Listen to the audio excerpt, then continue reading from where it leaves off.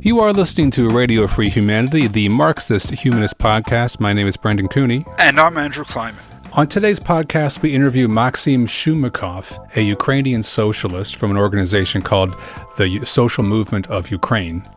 We'll be talking with Maksym about the war in Ukraine and how the international left can support the efforts of the Ukrainian people to resist Putin's invasion. To hear more episodes of Radio Free Humanity, to read more about the issues discussed, or to join in the conversation, please visit Marxist-Humanist-Initiative.org. You can also make a donation to the podcast there on the website. While our podcast is hosted by MHI, the views expressed by the co-hosts and guests of Radio Free Humanity are their own. They do not necessarily reflect the views and positions of MHI. In just a few minutes, we'll be talking with Maksym Shumakov about the war in Ukraine. But first, as we do in every episode, we're going to take a few minutes to talk about some current events.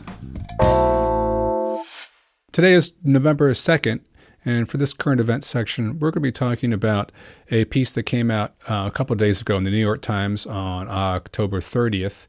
It's an opinion piece by a woman named Elizabeth Bick, B-I-K, and the piece is entitled, "Science Has a Nasty Photoshopping Problem." And we thought this might be a good springboard for talking about integrity, truthfulness in science and academic writing in general. It's a topic that we've touched on at different times in this podcast, but maybe this will give us a different springboard for the conversation.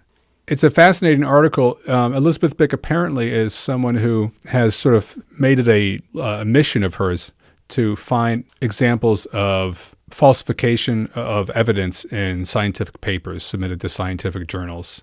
She was Well, it says at the top of this article, she's a microbiologist who's worked at Stanford University. There you go. And for the Dutch National Institute for Health. Right. She now devotes full time to this kind of whistleblowing activity. Right. Apparently she has some kind of genius for spotting visual patterns and things. And the article is entertaining in that it takes you visually through a bunch of examples of slides in papers and scientific journals and show places where images have been just duplicated in Photoshop or some other image editing program in order to manipulate results to fit the needs of the researchers. Duplication, but she says duplication, might be just an error. You pull an image from a folder and you meant to do a different one. But the real evidence is some of the things have been stretched and flipped and, rotated. So it's been made to look different. Same image from previous paper or whatever, but used again as if it was a real piece of evidence. Yeah. She says at one point, using my pattern-matching eyes and lots of caffeine, I've analyzed more than 100,000 papers since 2014 and found apparent image duplication in 4,800 and similar evidence of error, cheating, or other ethical problems in an additional 1,700. I've reported 2,500 of these to journals' editors, and learning the hard way that journals often do not respond to these cases, posted many of these papers, along with 3,500 more to PubPeer, etc. I was surprised how widespread the problem was, at least according to her experience. But she talks not just about this as a problem, but she talks about some of the institutional realities that may contribute to this kind of problem. The fact that people need to publish in order to keep their jobs. They often have to publish a certain amount of papers a year. They need to have evidence of having published things in order to get funding for research projects. Or even to get their degree. One thing I learned doing a little research on this as to why there was such a problem coming from China is that people getting a medical degree in China need to publish a paper. And their programs don't give them any time to do the research to publish a paper. So they've got these paper mills, and they buy papers with this manufactured evidence. Wow.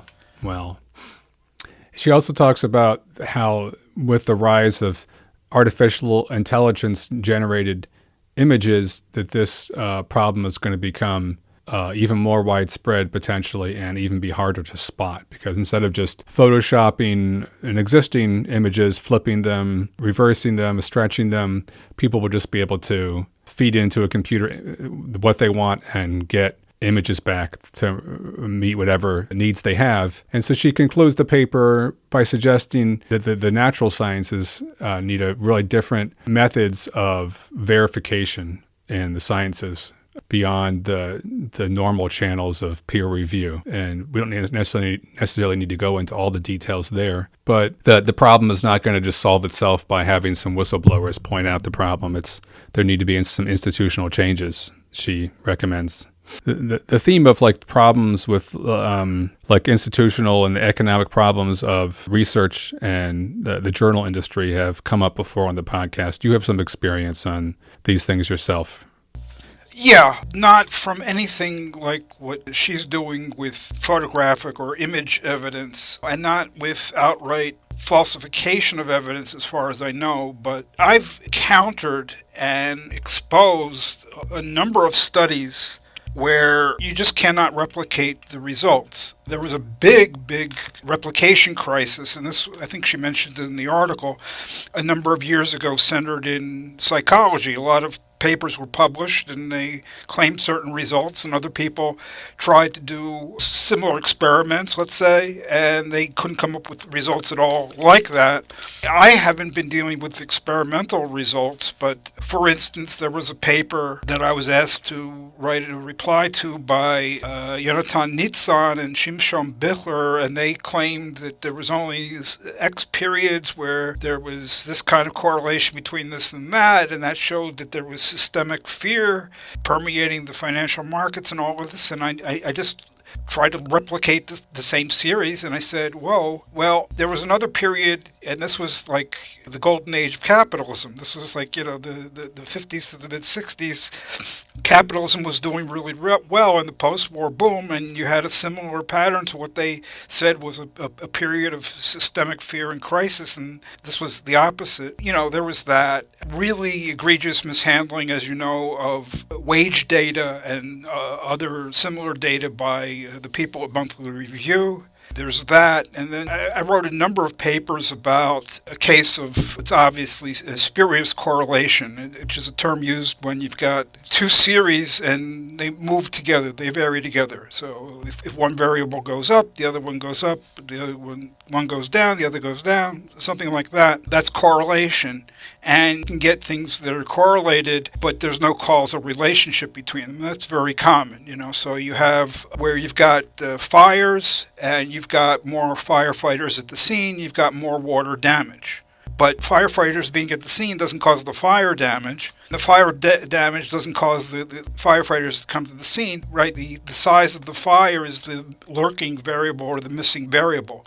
Where you've got bigger fires, more firefighters come to the scene, bigger fires, more damage. So when you've got an explanatory variable that's hidden, suppressed, lurking, when you don't call attention to it, something else could stand in its place and look like it's a cause. And people starting with Anwar Sheikh and Ed Ochoa and Paul Cockshut's made a career of this and so forth, who claim that, prices and values at the industry level, the output of industries, the price of output and the value of output are correlated, and this proves what they call the labor theory of value and so forth. But all it really shows is where you've got big industries, they have a lot of output. So with a big output, the price of the output's high, the value of the output's high.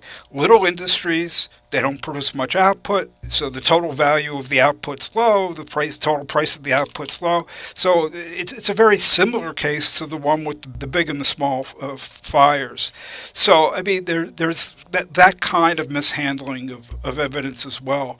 So, it's just rife all throughout economics and kind of related stuff. I think it's particularly poor when you talk about heterodox economics or things that are outside of the mainstream. For instance, Monthly Review is not a peer-reviewed publication. But it's bad all over for a number of reasons. And I think that the main problem, and this is affecting what Elizabeth Bick is dealing with as well, is the people who run journals are running it for their benefit, their colleagues, their little clique, and those people's students, And so they protect themselves, and they publish their own stuff, and their opponents they don't publish. Of course, what Elizabeth Bick is also responding to and getting involved with is now that it's become very, very easy to start and operate a journal. And there's a tremendous amount of proliferation of journals, and a lot of these journals are built on a very different model. The journals used to be very expensive. Typically only a few people relatively would subscribe to them. Libraries would subscribe. You get a lot of money from libraries, but it would pay to read the journal. Now, a lot of these journals are free of charge. They're just online, and the authors pay. So that's your clientele. And you're a journal, you have to service your clientele. You're not going to exercise very rigorous standards. Toward the end of the article, as I mentioned, Elizabeth Bick suggests that with the rise of artificial intelligence-generated imagery, that her type of fact-checking and whistleblowing might not really be enough to expose this sort of fraudulent research in the future. And she suggests various types of other ways of going about fact-checking, verifying research, etc. Do you have any thoughts about any of those suggestions, especially as they might also cross over into economics or other social sciences? One of her recommendations at the end of the article, she says, as it becomes harder to distinguish between fake and real data, science might need to move toward a model based on reproduction, where PhD students earn credit for replicating published studies, while the researchers whose work is reproduced get credit as well. Okay, so this has to do with replication of studies. Are the results that are claimed able to be reproduced in a different experiment or a slightly different specification of a model using already published data? Or even taking the regular data. I tried to actually replicate somebody's procedures, paper having to do with financialization, and I could not do it. And we wrote to him, and he said he'd get back to us, and he didn't get back to us. And so we reported this, the outcome of all of this, myself and Shannon Williams, in a paper published, I think, in 2015 in the Cambridge Journal of Economics, which is one of the more respected heterodox economics journals. And then this is a big issue because it has to do with, was financialization the cause of the Great Recession, or did it have to do with problems within capitalist production? This was like one of the big pieces of evidence of the financialization school, and we just could not replicate it. In any case, as I mentioned, to get a degree, people who get a PhD have to produce original research. And people who publish papers have to publish original research, by and large. And there's a strong bias in the journals towards publishing discoveries. Okay, so where you find something new, where you say, aha, there is an effect that had not been discovered. Well, why is that more important than, we tested whether there is such an effect, and we found that there is not an effect. But for some reason, people don't like so-called negative results where you don't find an effect. So there's this bias to find effects. And you have to put this together, you put it together with, you have to produce original research. So there's a strong bias to discover some new relationship that has not been discovered before. That biases the whole project. You can see very easily how that leads to the falsification of images and all kinds of other similar problems. What she's recommending is, look, science is a collective enterprise. Knowledge is a collective human pursuit. And part of it is knowing that we can trust what has been so-called discovered. So replication or attempts to replicate that fail, those are hugely important. Okay, so why shouldn't PhD students get credit for replicating or trying to replicate published studies? Why is the bar, you have to find some new relationship that people didn't think exists and you show that it exists? Why not a really good effort to try to do what other people have done in maybe with a new sample of people or a new way of specifying or whatever it might be? There just is not enough credit given for the reproduction of relationships that have already been claimed or the failed attempt to reproduce such relationships. I think that that's a very important thing she's talking about, and the whole replication crisis that broke out in psychology and sociology and stuff, that's pointed to the same thing as well. The way in which we think about this is very, very skewed. Well, that's all the time we have for this segment. Up next, our interview with Ukrainian socialist Maksym Shumakov. On today's podcast, we are pleased to welcome to the podcast Maksym Shumakov, a Ukrainian socialist who's going to be talking to us about the war in Ukraine, the international left's response to the war, and various other issues. In particular, we're going to be discussing a statement put out about the war by a group called the Social Movement of Ukraine, or Sotsialnyi Rukh, and we'll link to that resolution on the podcast description. Our guest, Maksym Shumakov, is on the executive committee of the Social Movement of Ukraine, and he is also does a lot of other things in the left in Ukraine. Maybe you could tell us a little bit about those things now, Maksym. Yeah, also I'm an organizer of the student trade unions in Ukraine and one of the founders of International Network of Solidarity with young people in Ukraine called Youth for Ukrainian Resistance. Is that just a Ukrainian organization?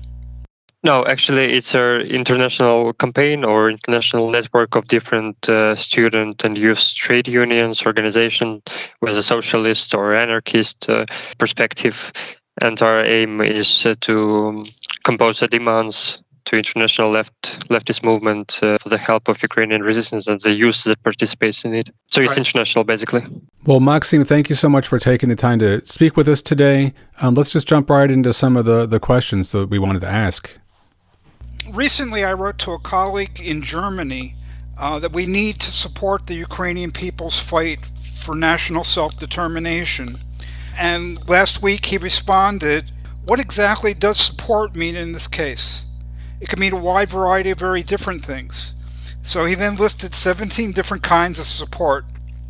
But rather than my trying to answer it, I think this is really a question for you, for Ukrainians to answer. You know what you need. So how should progressive and pro-democracy people in the U.S., people who are anti-imperialist, anti-colonialist in the U.S. and Western Europe and elsewhere, how should we support Ukraine?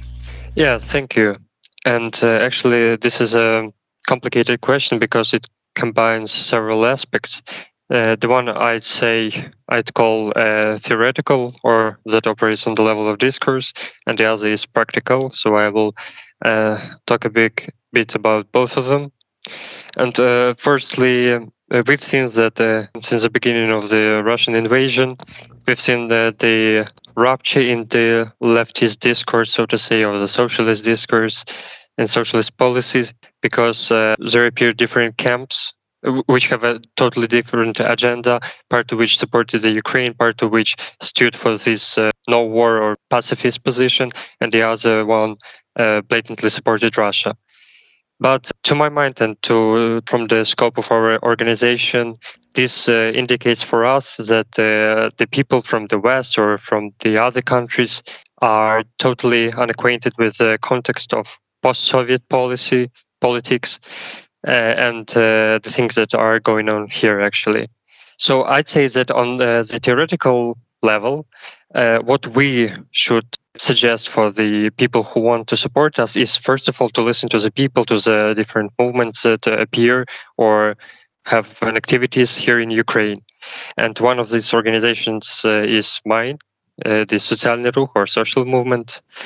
And actually, from our perspective, we suggest our analysis of the situation and our reasons for the support of the Ukrainian resistance and actually the Ukrainian people. It's very important, to my mind, to actually highlight that here in Ukraine, everybody is speaking that here only the far-right movement, the fascists, are having different activities, but actually there are different socialists, movements, socialist organization. Much of them, of course, are anti-authoritarian, like anarchists, but some of them also are socialist or Marxist or any other. So to my mind, it's very important to highlight the subjectivity of Ukrainian people, the trade union movement, the socialist movement. And we have actually an example of this from France, where one of the publishers, like the grassroots publishers, Syllabs, their editorial started to publish different topics and different materials about the Ukrainian socialist artist, for example, and designer and artist of our organization, different our activities and so on, to show that there are actually the democratic left that wants the democratic transformation of the country. And what about the practical aspect? I can suggest that in my organization, we have different campaigns, actually, and because we cannot demand from our government directly to call them for the execution of our policies, because since the invasion, any demonstrations are banned due to the security reasons. So we usually rely on the international community for you to highlight our campaigns. And one of them is a debt cancellation campaign, because as many of you know, Ukraine as a country is in a big economic recession, and because of the international financial organization like IMF, we have a huge debt that we are incapable to cover. Therefore, we think that since the beginning of the war, all the conditions are so that Ukrainian debt is very unjust and must be cancelled. So you can participate in this campaign, of course, to join it. So another one is Youth for Ukrainian Resistance, because since the beginning of the war, a lot of Ukrainian students who were on the occupied regions fled from there, and they are now in a very poor situations where they require a lot of support, assistance, financial and psychological.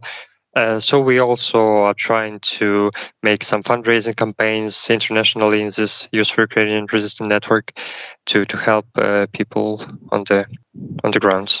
What is life like in Ukraine now? The Western media has been talking a lot about all the incredible advances that Ukraine has made retaking territory over the past month, but then also a pretty brutal response by Russia with more indiscriminate bombings of civilian targets. And the Russian military began a new campaign of drone and missile attacks. So what is going on now in Ukraine for you and people around you? Firstly, the situation here is very uneven in different regions, because we have one situation in the western part, like where I'm living. Totally another things are taking place in Kyiv and in the central area, and everything is different again on the occupied regions. But we have some connections with the people who are living under occupation, so we basically have some information about what is going on there. The western part of Ukraine now is the most quiet region, because we had almost no bombings here. Yes, there were several shellings during the past 6 months or so. Yeah, but actually it's very quiet and safe to be here. But because a lot of people moved here, fled from the areas in which it is dangerous to live, the prices skyrocketed here, especially for the housing, and it's very difficult situation for the people who are refugees, for example, from Mariupol or Donetsk region or from Kherson. On the basis of state policy, it was very complicated to make some humanitarian assistance for those people. So basically, only local governments like the city councils are trying now to make some to change the situation. And usually they build some social housing, which is designed very poorly. It's like the boxes where people live with very bad, how to put it, warming. The heating systems are poor. Yeah, exactly.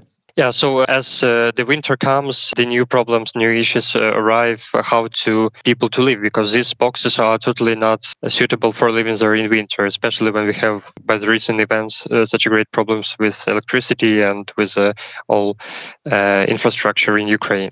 Of course, the Ukrainian army made a big progress in the deoccupied regions. But still, a lot of the Ukrainian territory is under occupation, and we actually have a lot of information from Mariupol, because some of the members of our from my group, from my movement, were living in Mariupol. Situation is very weird. Now it's quiet and almost safe to live in the city, despite the fact that almost every building in the city is burned down. And Russian authorities, or the DPR, they claim that they will provide some assistance for the people who live there, like they will fix their apartment and so on. But in fact, nothing of this is happening. But there are a lot of different problems. For example, because of the street fights that had taken place in Mariupol, there were a lot of dead corpses on the street, and as the city is located on the seaside, all the corpses actually create some hazardous environment for the people to live there. And a lot of different diseases appeared in the cities, and because of the Russian government cannot afford to cure all the people, because infrastructure for the medicines and for the hospital is ruined. So yeah, people are trying to create some chaotic forms of organization to help themselves, but the situation is very complicated there. And of course, they have a very poor connection with the people who are in Ukraine. They cannot live across the border to Ukraine, so the only choice they have is to go to Russia. And we have several cases of the people who moved to Russia, and usually when they go there, they at the same moment they are suggested to have some low payment job as a refugee from Ukraine with some basic assistance, like some poor quality apartment or so. Yeah, so there are a lot of challenges now in Ukraine for the government, for the different NGOs, and including the left movements, but we are trying to know what are the problems here and try to suggest different ways to solve them. Right. So, Maksym, you are on the council, the highest body of Sotsialnyi Rukh, social movement is the English translation of the organization. And last month, September, it put out a resolution, and we're going to provide a link to the English version of the resolution. And one thing the resolution says is, with the outbreak of the war, the oligarchs and other major capitalists have fled the state, Ukraine. It was the common people, including organized workers, representing the largest part of the civil society, who stood up to defend the country. I found that interesting. Can you tell us more about that? Yeah, again, thank you for this question. In Ukraine, we have different journalist investigations, and some time ago, we've seen that a lot of Ukrainian oligarchs actually are not taking part in the resistance, are not paying for some equipment for the army. But before the invasion, they fled the country, and we have the videos and materials when they chill in some Monaco or elsewhere and have no business to what's going on here in Ukraine. And actually, this shows us that the resistance that is going on here in Ukraine is actually composed of the regular people. We have two main bodies that are fighting, is like the regular army of Ukraine and the territorial defense, like the local militia on the grounds. During the first days of the invasion, almost all the positions, all the free, so to say, free slots in this territorial defense was full of people, because just the regular Ukrainians who go to job every day felt that they should go and protect their land. So there were even funny stories when the people were trying to join the territorial defense, but there were no equipment and no need for them to participate in it. We have a lot of contacts with Ukrainian trade unions. Some of them are very bureaucratic and like the National Confederation of Labor of Ukraine, but a lot of them are very combative. In my city, we have links with crane operators trade union, which is very effective in its workspaces. So almost all of the Ukrainian army, territorial defense and the regular army are composed of those people. Of course, there are a lot of challenges. For example, a lot of them are going on the front line, but have no ammunition, and Ukrainian state cannot afford to provide them with the helmets or the bulletproof vests. So the role of trade unions and these grassroots movements are very significant, because usually for those who are fighting on the front line. The clothing and the equipment for them is bought by the trade unions and the activists. That is exactly what we were trying to pursue in our resolution, that this resistance is actually a popular one, not manufactured by oligarchs or somewhere else to pursue their interests. So your September resolution also says that the war led to the creation of new forms of social organization in Ukraine, as you referred to it, and that they need to continue and be expanded after the war has ended. And the resolution then says that, quote, a new Ukrainian identity, which is multi-ethnic and multicultural, is being born before our eyes, end quote. So what are these new forms of social organization that you're referring to? And can you explain what you mean by when you say a new Ukrainian identity is emerging and how it differs from the previous one? Yeah, I will start with the second question about Ukrainian new identity. Yeah, we've seen that since the first invasion of Russia to Ukraine in 2014, because of all the challenges that appeared at that time, in Ukraine there appeared some kind of ethnic nationalist discourse. And because of a lot of fear from the Russia and so on, actually the Ukrainian government were also using that type of discourse for the manipulations and for their aims. But the situation drastically changed after the beginning of this year, when the Russia came to Ukraine, invaded, because when the Russian-speaking Ukrainians in the Kherson are going with the Ukrainian flag and trying to wipe out of their city the Russian tanks, you do not connect Ukrainian identity to to language or to color skin or whatever. We've seen that since the beginning of the invasion in Ukraine, there appeared a new Ukrainian identity, which is not based on any ethnic or linguistic or any other types of identities.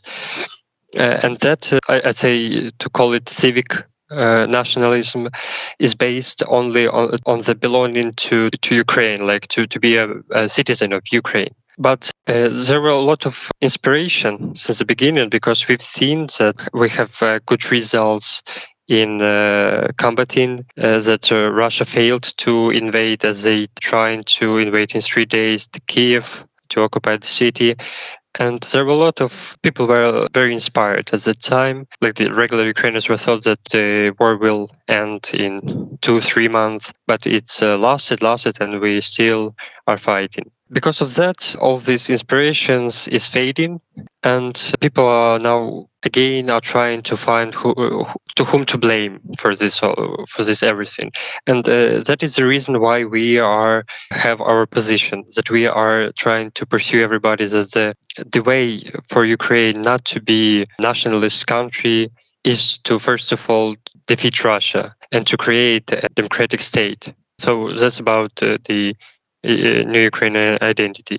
And sorry, could you repeat the first part? Your resolution talks about new forms of social organization, and that they need to be continued and expanded after the war. Yes. The first days of the war, there was a big flow of refugees to the west, and my city, Lviv, as one of the most western big cities in Ukraine. So a lot of people were fleeing through my city, and I was volunteering as a train station, the biggest train station here. And I think that these big hierarchical bureaucratic institutions of the government were totally inefficient in this situation, because a lot of quick decisions were to be made, and all these issues were actually resolved by the grassroots organizations that appear these days.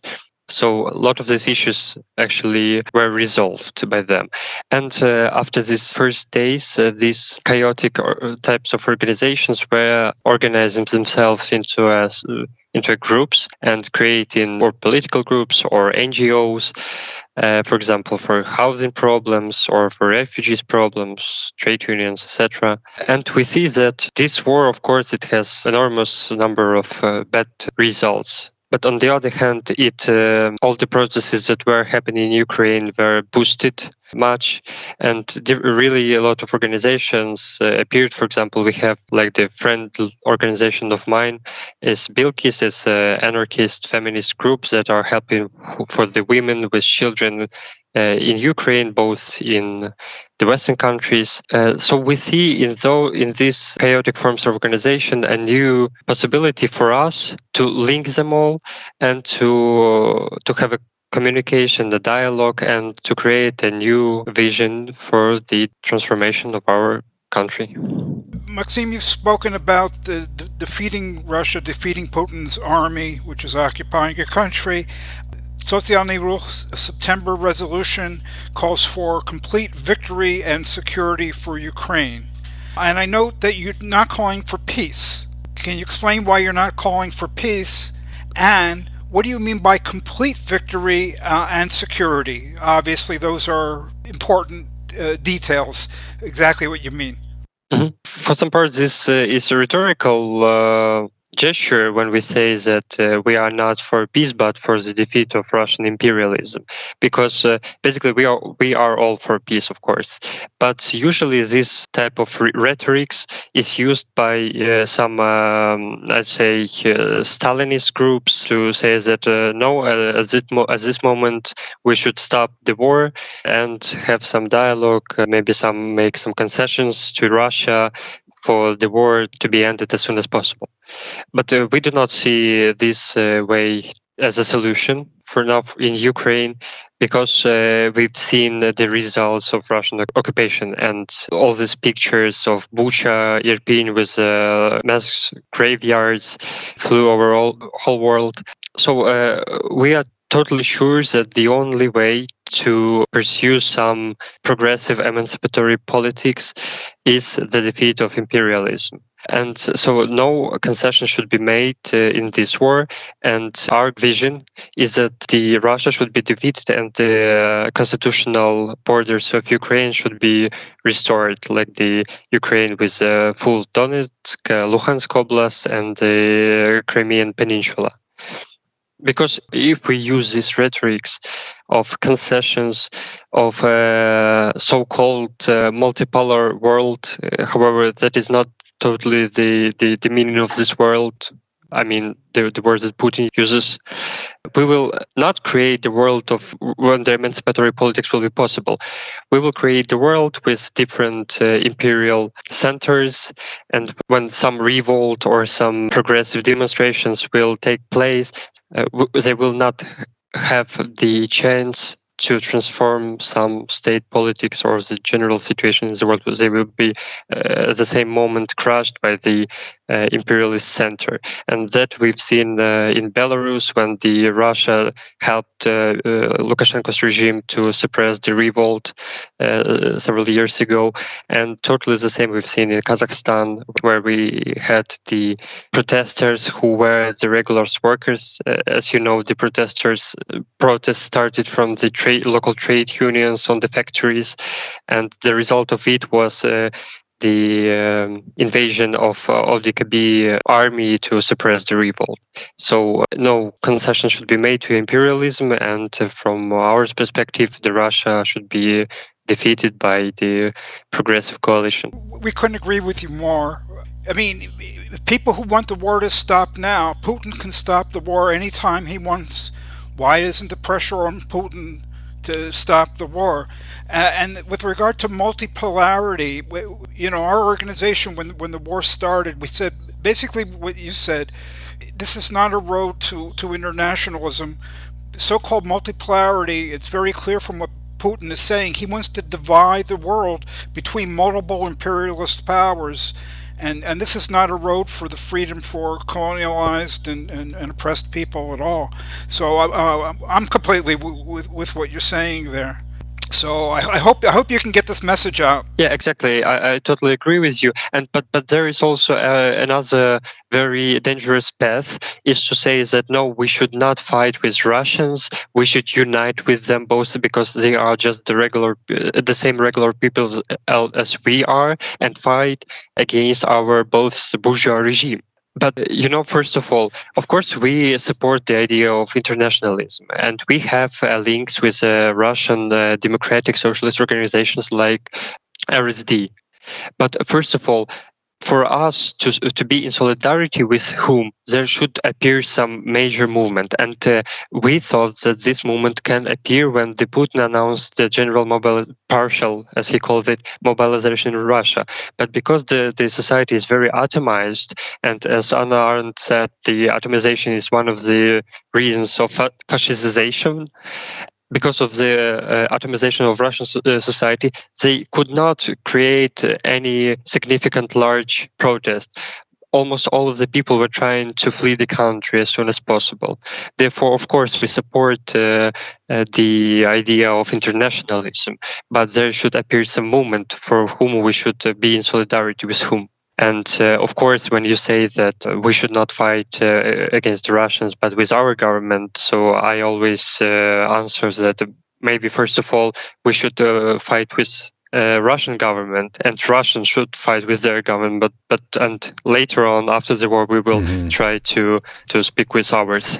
Well, this dovetails nicely into this critique of the left that occurs in your September resolution, which contains some rather forceful statements about some of the perspective that the international left has had on this conflict. You write, quote, "The left in Europe and around the world turned out to be helpless and disoriented when the Russian aggression in Ukraine occurred. Unless the international socialist movement realizes mistakes it has made and builds a new truly internationalist cooperation and coordination, we simply have no chance of preventing the growth of inter-imperialist struggles in the future," close quote. This definitely echoes a lot of things that we've said over the past year about this conflict. We've very many times discussed problematic positions on the left that want to throw Ukrainians under the bus, and coming from, you mentioned the sort of Stalinist elements. We hear it a lot from like the Noam Chomsky types here in America, and sort of the peace movement. But what currents on the left did you have in mind when you were writing this bit? It's hard to use to partially obsolete formulations like Stalinist, Trotskyists, etc., because usually they correspond to the historical period where they appeared, and much of the context changed. So now it seems reasonable to make some other divisions of the left, because we see people often say that Stalinists do not support the fight with Russian imperialism, but Trotskyists support, and Trotskyists support Ukraine. But now there are Trotskyists who have almost the same position as Stalinists and the other ones. So I think that a lot of the terminology is obsolete at the moment, and we should analyze the context and the historical moments that we are living in. And maybe, just like the hypothesis, one of these points to which we may refer is actually the war in Ukraine. So we can make some divisions, some classification of the leftist movements based on their position to the events that are happening here. But the same for Palestine, the same for Iranian protests. The history moves on, and we should adapt to this moment of history.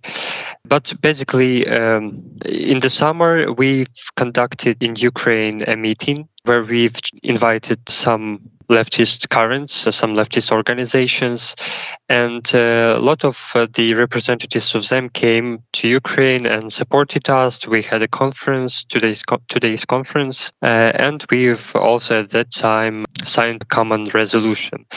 And the organizations that were participating were, for example, Polish party Razem, I'd say it's social democratic organization. There were also representatives of Finnish Left Alliance, the representatives of different trade unions from Switzerland, from France, and with some of them we also organized the humanitarian convoy to Ukraine. Already we had 2 of them, and we are now working to prepare the 3rd one. And actually I think that this is an example of the internationalist socialist politics when the people from all over the world, we had even the representatives from Brazil who came to Lviv trying to help to assist the popular resistance with the humanitarian and some military equipment. Hey, we're going to return to this conversation in just a moment, but first, as we do in every episode, we're going to take just a few minutes to hear from Anja Klard, Organizational Secretary of Marxist-Humanist Initiative, the organization which sponsors this podcast. Marxist-Humanist Initiative, or MHI, aims to contribute to the transformation of this capitalist world by projecting, developing, and concretizing the philosophy of Karl Marx and its further development in the Marxist humanism articulated by Raya Dunayevskaya. The ongoing COVID-19 pandemic and today's many other social, political, and economic crises make this a moment to engage people in discussion of these ideas. In the U.S., we are faced with the threat of Trumpism triumphing and all-out authoritarianism extinguishing our right to carry on these discussions. Yet at the same moment, the multiracial movement for Black lives has spread to every corner of the country and the world, launching a flood of activism and new ideas that deepen the concept of freedom. MHI is dedicated to the task of proving theoretically that an alternative to capitalism is possible. We are distinguished by our economic analyses in which we do not merely assert but demonstrate that the only opposite to the current world economic system is its abolition and replacement with one not based on the production of, quote, value, close quote. Because capitalism cannot be fundamentally reformed, attempts to reform it lead to an intensification of state capitalism, not to socialism. We are not a political party, nor are we trying to lead the masses who will form their own organization and whose emancipation must be their own act. But we have seen that spontaneous actions alone are insufficient to usher in a new society. We seek a new unity of philosophy and organization in which mass movements striving for freedom lay hold of Marxist philosophy of revolution and recreate society on its basis. Our ideas and actions, as well as our structure and rules, are guided by the interests of working people and freedom movements of people of color, LGBTQ people, other minorities, women, youth, and all those around the world who are struggling for self-determination in order to freely develop their own human natures. We have no interests separate and apart from theirs.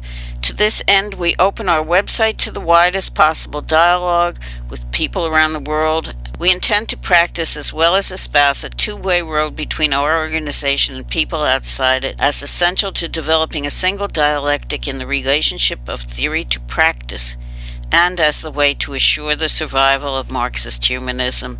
Please join us. Your organization in the resolution issues a critique of the left, but you don't really mean all of the left. You mean the anti-Ukraine left, or the people who are not in favor of defending your national self-determination. So when you say that the left has shown itself to be helpless and disoriented, what is it exactly you're referring to? Yeah, that's connected to the thing I've said earlier, that we see now that in the West especially, people are very unfamiliar, unacquainted with the context of the post-Soviet politics. Usually because of the long left tradition and great abundance of different currents, we have historical cliches about this Eastern Europe. We've seen that a lot of people are thinking that Russia is a, socialist state in recession or something like that. And they are trying to derive their new policies, new politics, their their statements based on that type of cliches. And of course, it doesn't help them. Usually it just causes that they are the people who are pursuing the Russian propaganda, Putin's propaganda. But there are a lot of different such positions, and I think that we really lack now the new analysis of the events that are going on here that were happening the last 30 years, and also the highlight of the Ukrainian people, the Ukrainian subjectivity as such, because even people who, even groups that usually support Ukraine and are now in solidarity with us, they are less interested in working with Ukrainians than in working with Russian protesters. So there are some. I was in some meetings where when the one guy from United Kingdom conducted the meeting where he invited the people from the socialist currents from Ukraine and from Russia. But the joke was that we came, but no one from Russia came because there are no major protest movement, so to say. And, I think that this may be caused by some colonial attitude towards Ukraine. Everybody knows about Russia, about Russian history, and so on, but nobody knows about Ukraine. Everybody knows about Lenin, Trotsky, but nobody knows about Vinnychenko and other socialists from Ukraine from the beginning of the 20th century. However, we had our own Ukrainian People's Republic at that time, and all the government was formed by the socialists and the communists, but no one knows that. So we are trying to work with this material to show that there are people on the left in Ukraine, and actually we, to some extent, influence the politics in Ukraine. And I think that one of the ways to escape this disorientation among the left is to listen to Ukrainians, to the regular people and to Ukrainian leftist currents. I couldn't agree with you more. This is one of the things that we have tried to stress. This is why I asked you that first question. You know, somebody asked me, how do we support Ukraine? Well, let's ask the Ukrainians. But I'm sure you are familiar with Noam Chomsky, and we've had a couple of episodes where we've discussed Noam Chomsky. This is also something that he has a lot of trouble with. Instead of designing how the world should operate from just consulting his own brain, instead of doing that, he could listen to people and talk to them and work things out in connection with what they say. He has a lot of trouble grasping that idea. But I agree with you. I don't know how to get through to such people that you know what people want matters. It's not only what's coming out of your own head. But let me continue with this statement in your resolution about the disorientation of the left. It refers to mistakes that the international socialist movement has made. Are you just referring to the continuing failure to support Ukraine, or are there specific mistakes? And are they really mistakes, or is this just bad ideology? If you know what I mean. In other words, a mistake is usually just something isolated. You're meant to do it right, but you didn't do it right. But if someone has like a campist politics where they say the main enemy in the world is the US and NATO, that's not a mistake. That's a whole different orientation to the world, right? Of course, the influence of some minor groups in all over the world is not very big for the real politics that is influencing the Ukrainian government or Russian government or whatever. But there are a lot of big parties whose position really, so to say, matters. I mean, everybody's position matters, but some of them are more influenced and some of them less. Totally, the big problem was in Ukraine with rehabilitation of the left-wing ideas, socialist ideas, because in Ukraine we have a big trauma of the Soviet times, and people are very skeptical about everything that is linked to the socialism or even to the social democratic ideas. But before the invasion, this trend was changing. And I think our organization has a part in this changed. You could even go to some protest and say openly you are a socialist, and it was okay. But of course, everything changed after the invasion, as Putin's army very interestingly uses the far right rhetorics with the far left. The far right symbols like these symbols like Russian swastikas with red flags. And of course, people now are again very feared of everything that is linked to the socialism. But where I'm going is I wanted to say that Yesterday we had an elections in Brazil. And of course, Bolsonaro is a horrible politician who openly, blatantly supports Putin. But on the other side, we have Lula, who is progressive, and everybody supports Lula. But from the standpoint of regular Ukrainians, when they see what Lula said about his attitude towards the events in Ukraine, people always say that, oh, again, another socialist supports Putin and so on.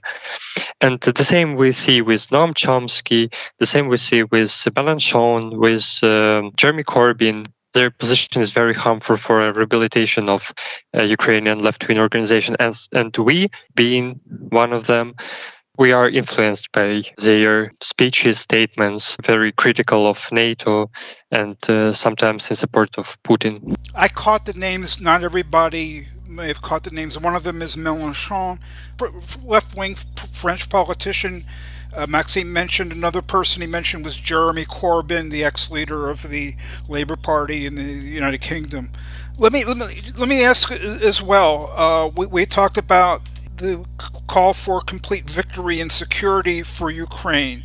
Your organization is calling for that. Do you think that it is important that other groups on the left internationally echo that call, that what we need is complete victory and security for Ukraine? And if so, why?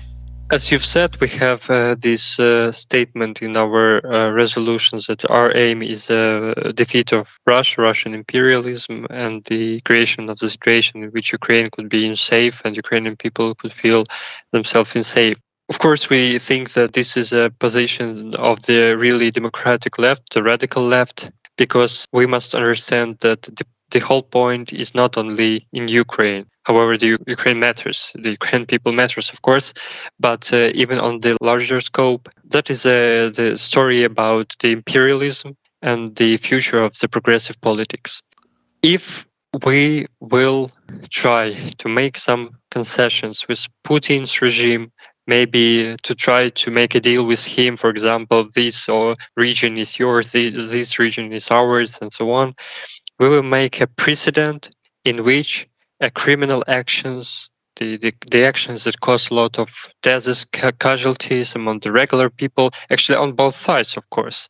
If this is the precedent that will take place in future, it will cause for the creation of the, as you've said, of the multipolarity, but not in the sense of everybody can develop as they want, democratically with peoples organizing themselves. No, but the multipolarity in which every imperialist have its own backyard. And when we have the will for Ukrainians to use their right for self-determination, Putin can think that that's some misunderstanding and I can do whatever I can on my backyard. So this is a story for the creation of this site in the future if we will have a victory in this fight for the emancipatory politics. Because if Putin is succeeded in it, it will create a precedent for the Turkey to see some countries as their own backyard, for the Israel to have its own backyard, and for the same for United States and China and Japan or whatever. And many others. I mean, Iran is an actor in the world, Indonesia, and so forth. Yeah, so I guess what you're saying is the alternative to complete victory is giving Putin a partial victory, and that giving Putin a partial victory sets a precedent that butchery, imperialist invasion works, it succeeds. And how can that be acceptable? Of course, and actually we have in history we have a case when the world was divided by the spheres of influence. We had the United States sphere of influence and the Western sphere of influence and the Soviet one.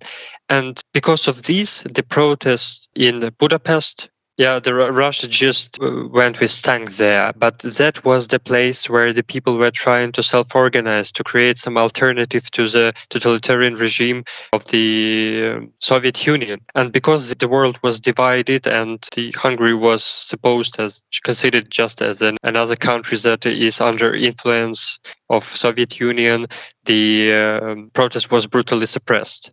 So no place for emancipation could happen. Right. This is what happens when the world gets divided between superpowers and you're caught in the middle. The Hungarian people did revolt, and that was a shining example of not giving in. Unfortunately, the Hungarian Revolution was crushed at that time. But let me ask one more question about the resolution issued last month by Sotsialnyi Rukh. It says, let's protect the victory of the people of Ukraine from its privatization by oligarchs. And I found this a notable statement for a couple of reasons. One thing is you're seeming to anticipate the victory of Ukraine against Russia's imperialist invasion. So it's hopeful and optimistic in that way. You're looking ahead to the situation after the war ends, and what you're doing is warning about the post-war situation, Ukraine being privatized once the war ends. Why is that one of your major concerns? What is it that would be privatized, and how would that affect the people of Ukraine? We are usually, another leftist currents are accused of being patriotic and do not see the reality of our situation in Ukraine, that we are not critical towards our government. But that is exactly what we were trying to say in our resolution. That we very often in our social media, in our some statements, we criticize our government because we understand that our government do not represents the interests of the regular Ukrainians, but the clique of oligarchs who are fighting between themselves and trying to grab the bigger piece of pie. So we totally understand this, and one of the examples of this was after the Russia invaded, Ukrainian government decided not to raise taxes make some progressive taxing for big business. No, they were cutting the labor law and removing some of the labor rights that Ukrainians have. So this caused that a lot of people were sacked out of their workplace. It increased the poverty in Ukraine, the lack of working places and the places where to get money. And we criticize our government for this. So what did we mean by privatization of the victory?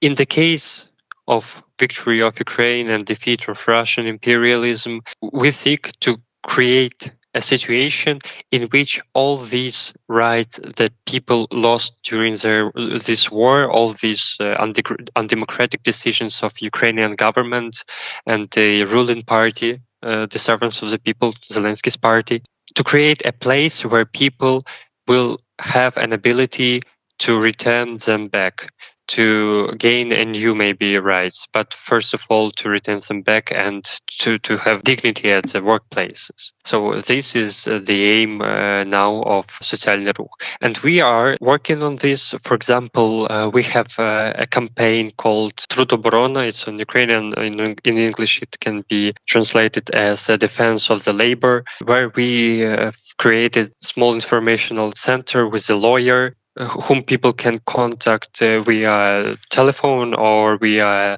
Telegram bot. We've developed our own without any payment to have a consultation with a lawyer to understand is the actions of their employer is legal or not, and maybe to have some, if they will have to go to court, we can provide them with assistance like the lawyer or any other to pay for them for the court. Yeah, so that is the aim of our organization. So in the case of victory, we must create the space where people can create another democratic socialist institutions which will represent the will of the Ukrainians, of the workers, of some progressive movements like feminists or ecological activists, and to make the influence of the big business in Ukraine less. Right. Okay. So you're not really focused in that statement on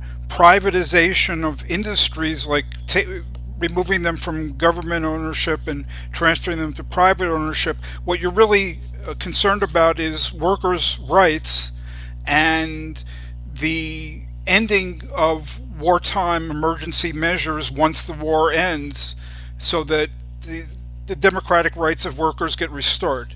Is that right? Yeah, right. Because when people have an experience of the fight, I mean, our aim is after the war for people to have an ability to fight for their own rights. And when people, just regular people, have an experience with fighting on the front line with the invaders, then in the future they will have an ability to fight for their rights, to combat for their rights with the government. And our role here is to organize them. I really hope that in a future episode, not in the distant future, but in the near future, that you or Vitaly Dudin or somebody from your organization come back and talk with us, and we can explore some of these issues in a little bit more detail.